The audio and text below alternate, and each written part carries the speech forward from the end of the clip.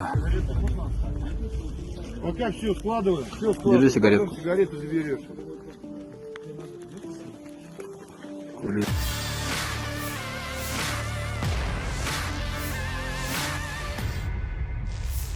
Media sosial diramaikan dengan rekaman dua pasukan Ukraina yang tertangkap pasukan Rusia. Tawanan diciduk di dalam hutan Kupiansk. Mereka tampak digeledah dan diinterogasi. Tak ada perlawanan yang ditunjukkan. Menariknya lagi, mereka digeledah dengan santainya oleh pasukan Rusia. Bahkan ia ditawarkan rokok oleh pasukan Vladimir Putin dan dilanjutkan dengan berbincang santai setelah proses penggeledahan. Dalam keterangan unggahan disebutkan rekaman ini diperoleh dari prajurit Divisi Lintas Udara Pengawal ke-76 Rusia.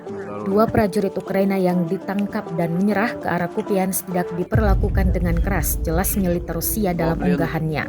Rekamannya pun menuai berbagai komentar dari warganet. Наглядный пример того, что мы не звери, мы люди, поэтому с ним будем обращаться как положено.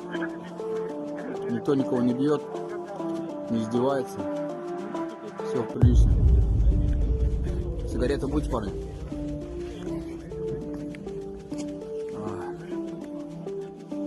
Вот как все складываем, Держи сигарету. сигарету заберешь. На здоровье.